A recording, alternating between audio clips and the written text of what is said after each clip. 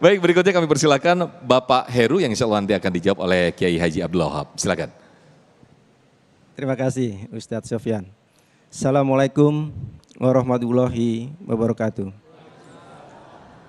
Pak Kiai, kita mengenal kalam Allah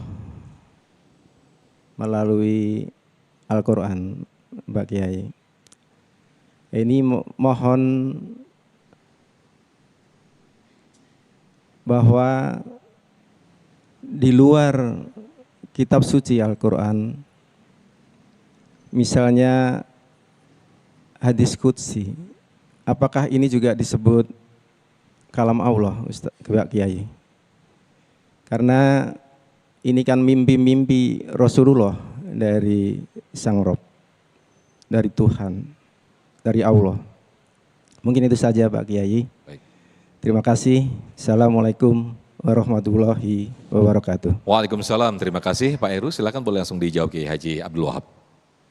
Baik, Al-Quran itu adalah kalamullah. Kalamullah itu Al-Quran. Jadi kalau kita membaca Al-Quran berarti kita berdialog dengan Allah.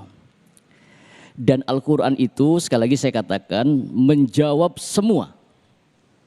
Al-Quran itu obat. Wa nunazzilu minal Qur'ani ma huwa syifa. Dan sekarang diteliti Ibu oleh orang-orang di Eropa sana bahwa ketika seseorang membaca Al-Quran, apa yang dimaksud dengan obat? Ternyata gerakan mulut seseorang ketika membaca Al-Quran itu membuat manusia menjadi sehat. Orang yang kena sakit jantung itu biasanya dikasih obat di bawah lidah. Dan ternyata membaca Al-Quran itu mampu mengobati apa yang ada di dalam tubuh kita. Karena mukjizat Bu. Al-Quran itu mukjizat. Apalagi yang dibaca cool and cool. Ya okay. Qul a'udzu birabbil falaq min syarri ma khalaq. Terus berulang-ulang. Ada ayat yang mudah dibaca, gampang, ada juga yang sakil, yang berat dibaca. Karena Al-Quran itu adalah mukjizat yang diberikan kepada Rasulullah Muhammad langsung dari Allah Subhanahu wa taala. Maka Al-Quran itu kalau dibaca, dan para sahabat pernah ditanya begini. Kata sahabat, aku lebih mudah mengamalkan Al-Quran.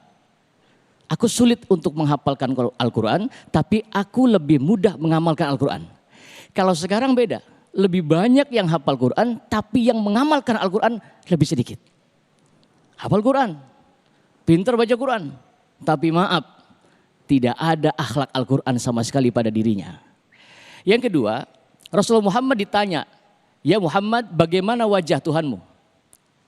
Rupa Tuhanmu bagaimana? Punya tangan jumlahnya berapa? Rasul diberikan wahyu oleh Allah, Qul huwallahu ahad, Allahus somad, lam yalid walam yulad walam yakul lahu kufuwan. Allah itu esa, Allah itu tidak beranak dan tidak diberanakan, Allah itu tidak sama dengan satu. Yang terakhir adalah tentang hadis qudsi. Hadis qudsi itu adalah kalamullah yang disampaikan kepada Rasulullah Muhammad, tapi itu berbeda dengan Al-Quran.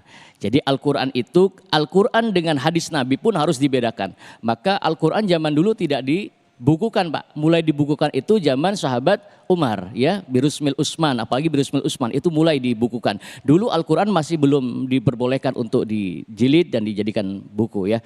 Terima kasih. Baik, terima kasih Kiai Wahab atas penjelasannya. Nah pemirsa, di segmen berikut ada segmen benar nggak sih? Nah ini pertanyaan atau pendapat masyarakat seputar Ramadan yang nanti insya Allah akan dikomentari oleh guru-guru kita. Tetaplah bersama kami di Damai Indonesiaku Spesial Ramadan.